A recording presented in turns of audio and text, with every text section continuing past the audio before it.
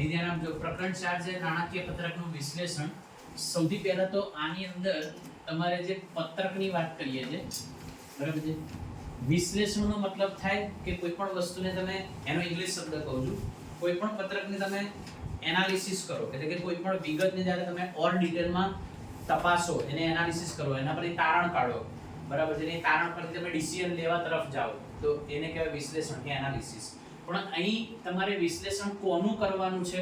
તો કે સ્ટેટમેન્ટનું. એટલે કે સ્ટેટમેન્ટ એટલે શું? એટલે કે પત્રકનું. તો અલગ અલગ નાણાકીય હિસાબી પત્રકો છે જેનું આપણે વિશ્લેષણ કરવાનું છે, એનાલિસિસ કરવાનું છે. અને એનાલિસિસ કરવાની પદ્ધતિઓ કઈ કઈ છે અને એના માટે આપણે કયા કયા પત્રક શીખવાના છે આ ચેપ્ટરમાં. તો એની અંદર તમારે બે પ્રકારના પત્રક તમારે શીખવાના છે. એક છે સમાન માપનું પત્રક વિશ્લેષણ અને બીજું છે તુલનાત્મક પત્રક વિશ્લેષણ. તુલનાત્મક પત્રક. તો તમારે બે પ્રકારના વિશ્લેષણ તમારે આમાં શીખવાના છે, સમાન માપનું વિશ્લેષણ અને તુલનાત્મક વિશ્લેષણ. આ બેની વિશ્લેષણની પદ્ધતિ જેમ સમજી શકો કે આપણે બે પ્રકારની રીતે એનાલિસિસ કરી શકીએ છીએ આની અંદર. અને હવે એની અંદર તમારે આ પદ્ધતિથી પણ તમારે બે પત્રકના વિશ્લેષણ કરવાના છે. આ પદ્ધતિથી કયા કયા બે પત્રકના તમારે વિશ્લેષણ કરવાના આવશે? તો એક તો છે નફા નુકસાનનું પત્રક અને બીજું છે પાકું સરવૈયું. બરાબર? તો આ પદ્ધતિથી પણ તમારે બે પત્રકના વિશ્લેષણ કરવાના છે અને આ પદ્ધતિની મદદથી પણ તમારે એ જ બે પત્રક એટલે કે નફા નુકસાનનું પત્રક અને પાકું સરવૈયું આટલા તમારે વિશ્લેષણ કરવાના છે. મતલબ કે કહેવાનો મીનિંગ એમ છે કે તમારે ચાર પ્રકારના દાખલા આવશે. હવે સીધા ટુ ધ પોઈન્ટ વાત પર આવીએ કે કેટલા પ્રકારના દાખલા આવશે. તો એનો મતલબ એવો થાય છે કે ચાર પ્રકારના દાખલા તમારે આ ચેપ્ટરમાં શીખવાના છે. કઈ રીતે? તો પહેલું નફા નુકસાનનું સમાન માપનું પત્રક, બીજું પાકું સરવૈયું સમાન માપના પત્રકની રીતે, ત્રીજું નફા નુકસાનનું તુલનાત્મક પત્રક અને ચોથું પાકું સરવૈયું તુલનાત્મક પત્રકની રીતે. તો ટોટલ તમારે ચાર પત્રક અને ચાર પ્રકારના વિશ્લેષણ શીખવાના છે. બરાબર છે? આટલું બોર્ડ બધી લખી નાખો. દાખલા નંબર 6 શંકર લિમિટેડ નું તુલનાત્મક પત્રક બનાવવાનું કીધું છે. તો આપણે તુલનાત્મક પત્રક નફા નુકસાનનું કઈ રીતે બને છે જરા સમજીએ. અહીં તમારે 6 ખાના પાડવાના છે. કયા કયા 6 ખાના પાડવાના છે? પહેલું છે તમારે વિગત, બીજું આવશે તમારું નોંધ નંબર, ત્રીજું જે છે 2016 ની વિગત, ચોથું જે છે 2017 ની વિગત, પાંચમું જે છે વધઘટ છે અને છઠ્ઠું જે છે એ તમારું વધઘટ જ છે પણ ટકામાં છે. પેલું વધઘટ રૂપિયામાં ના વધઘટ ટકામાં. તો 6 ખાના પાડવાના છે. અને હવે એની અંદર સૌથી પહેલા તો આપણે શું કર્યું? તો જે કંપનીનું વાર્ષિક હિસાબ શીખતી વખતે જે પત્રક લખેલું એ જ પત્રક આપણે પહેલા લખી નાખ્યું છે, જેમાં 7 રોમન આંકડા આપણે લખતા હતા એ લખી નાખ્યું છે. અને હવે અંદરથી વિગત વાંચતા જઈશું, ફિટ કરીશું. ધ્યાન એ બાબતનું રાખવાનું છે કે અંદર જ્યારે બી રકમ એ લોકો છાપી આપશે ને, તમે જુઓ અંદર રકમમાં, તો તમને 2017 નો ડેટા એ લોકો આગળ લખશે અને 16 નો ડેટા પાછળ લખશે. તો તમારે એકદમ એલર્ટ રહેવાનું કે અહીં મારે 16 નો ડેટા આગળ લખવાનો છે, 17 નો પાછળ લખવાનો છે. જરા ધ્યાન રાખવાનું. એવું ડાયરેક્ટ અહીંયા 17 નું ના લખાઈ જાય, જોતા રહેવાનું. ચલો સ્ટાર્ટ કરીએ છીએ. સૌથી પહેલા લખ્યું છે વેચાણની ઉપજ. તો તમારે મને કહેવાની, તમે એક એક વિગત વાંચતા જજો, અહીં આગળ ગોઠવતો જઈશ. બરાબર? ચલો તો વેચાણની ઉપજ છે.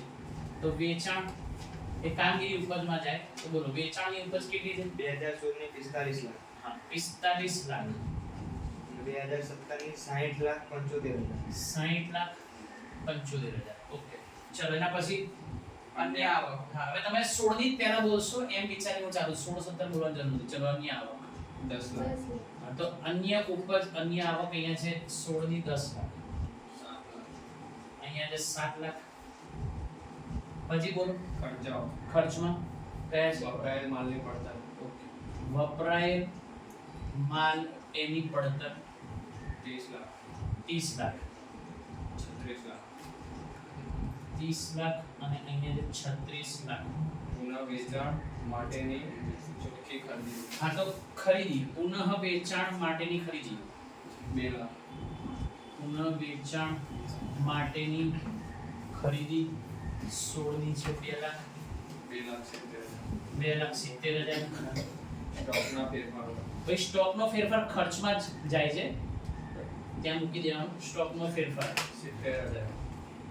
16નું 70,000 17નું 90,000 90,000 કર્મચારી લાભના ખર્ચાઓ કર્મચારી લાભના ખર્ચા 4 લાખ 4 લાખ 5,60,000 5,60,000 નાણાકીય ખર્ચાઓ નાણાકીય ખર્ચા 90,000 નાણાકીય ખર્ચા જે 90,000 1,35,000 1,35,000 ઘસારો અને માંડીવાળાની રકમ હા તો ઘસારો અને માંડવાળ રકમ પણ ખર્ચ જ છે ઘસારો બોલો 70,000 70,000 16નું 70,000 અને 17નું 1,05,000 105,000 પછી આવકવેરાનો દર બે આવકવેરાનો દર એટલે કે કરવેરાની જોગવાઈ એ જ સમજવાનું કેટલો કીધો છે તમને 30% કીધો છે ત્યાં 30% મેન્શન કરી દીધો પછી કઈ કીધું છે પતી ગયું ને સારું ચલો તો હવે આપણે સૌથી પહેલા તો આ જે છે એ બેનો પ્લસ કરો અહીં લખવું પડશે 45 લાખ ને બીજા 10 લાખ એટલે કેટલા થયા 55 લાખ ને 55 લાખ ચલો 55 લાખ પછી 67,75,000 આ બેનો સરવાળો તમે કીધું 67,75,000 હવે આટલા ખર્ચાનો સરવાળો કેનો આટલી જે વિગત જે છે એટલી વિગતનો તમારે મને પ્લસ કરીને કહેવાનું છે શાંતિથી પ્લસ કરો 38,30,000 2016 નો 38 લાખ 38 લાખ 30,000 ચલો ઓકે એ રીતે તમે 17 નો મને કરી આપો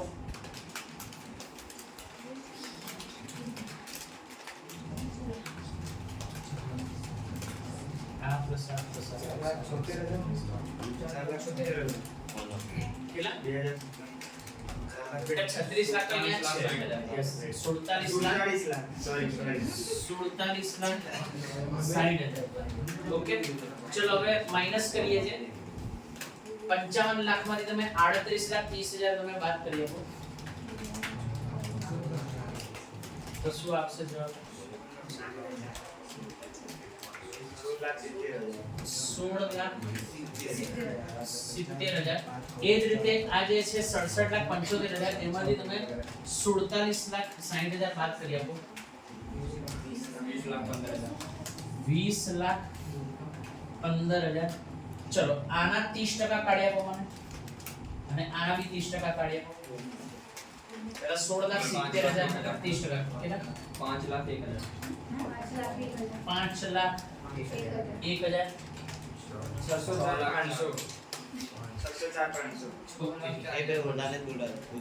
604,500 ચલો હવે તમે એમાંથી એને બાદ કરી આપો એટલે આ જવાબ આપણે લખીએ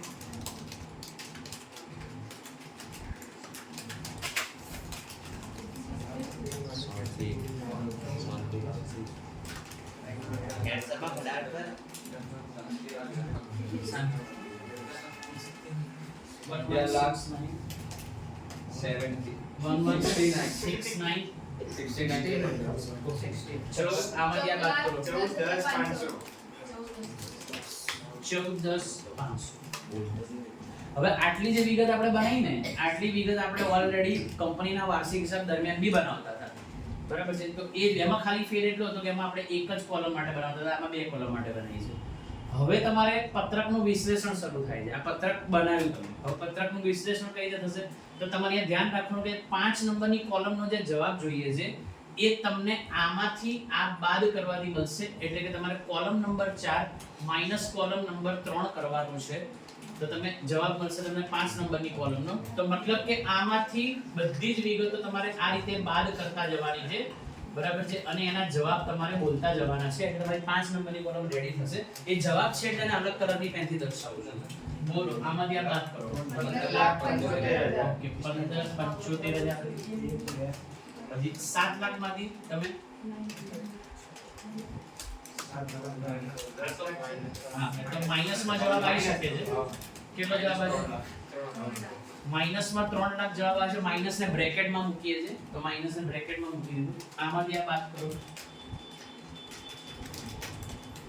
12,75,000 હવે 36 લાખ માંથી તમે 30 લાખ બાદ કરશો તો અહીંયા આવશે 6 લાખ પછી 2,70,000 માંથી પેલા બાદ કરી દેશો તો 70,000 આવશે. આમાંથી આને બાદ કરશો તો 20,000 આવશે. ઓકે, આમાંથી આને બાદ કરી રહ્યા છે 1,60,000 આમાંથી આ બાદ કરીશું તો 1,60,000.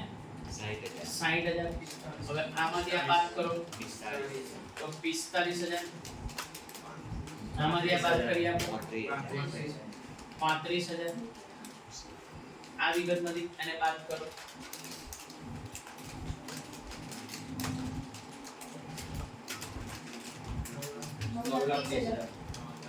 9,30,000. આમાંથી આને બાદ કરો 3,45,000.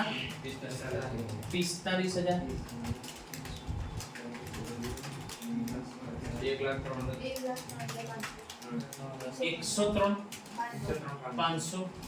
1,03,500 ને હવે આમાંથી છેલ્લું બાદ કરો 2,41,500. તો 2,41,500. તો તમારી કોલમ નંબર 5 કઈ રીતે રેડી થાય છે તો એનો ટેકનિક અહીંયા લખેલી છે કે કોલમ નંબર 4 માંથી કોલમ નંબર 3 ને બાદ કરવાની છે એટલે તમારી કોલમ નંબર 5 એટલે કે જવાબનો એક હિસ્સો તૈયાર થઈ ગયો. હવે તમારે કોલમ નંબર 6 નો જવાબ જોઈએ છે તો એના માટેની ટેકનિક તમને બતાવું છું. કોલમ નંબર 6 માટે તમારે કરવાનું છે 5 નો જવાબ છેદમાં 3 નો જવાબ અને એના ગુણ્યા 100 એટલે તમને ટકાવારી મળશે. કોલમ નંબર 5 નો જવાબ એટલે કે આ એના ભાગ્યા કોલમ નંબર 3 એટલે કે આ અને એના ગુણ્યામાં 100 કરો. 15,75,000 ભાગ્યા 45,00,000 ગુણ્યા 100 ગુણ્યા 100 35% ગુણ્યા 100 કરવાના છે બાકી છે. આના ભાગ્યા આ અને ગુણ્યામાં 100 એટલે 35%. તો અહીંયા માઈનસમાં 30%. હવે કયા ભાગ્યા કયું કરવાનું છે તો કે 12,75,000 એના ભાગ્યા કરવાનું છે 55 લાખ અને ગુણ્યામાં શું કરવાનું છે 100 23.18. ઓકે, તો 23.18%. હવે તમે સમજી ગયા છો કોના ભાગ્યા કયું કરવાનું. 6 લાખ એના ભાગ્યા કરવાના છે 30 લાખ અને એના ગુણ્યામાં કરવાના છે 100. કેટલો જવાબ આવે છે 20%. પછી 70,000 એના ભાગ્યામાં કરવાના છે તમારે 2 લાખ અને ગુણ્યામાં કરવાના છે 100 35%. 20,000 એના ભાગ્યા કરવાના છે 70,000 અને એના ગુણ્યા કરવાના છે 100 28.57%. પછી જે 1,60,000 એના ભાગ્યા કરો તમે 4 લાખ અને એના ગુણ્યા કરો 100. આ તો અહીંયા લખીશું 40%. 50%. અહીંયા આવે છે 50%. અહીંયા 35 અને અહીંયા 70 એટલે 50%. ઓકે, ચલો હવે 9,30,000 એના ભાગ્યા કરો 38,30,000 ગુણ્યા 100 24.28%.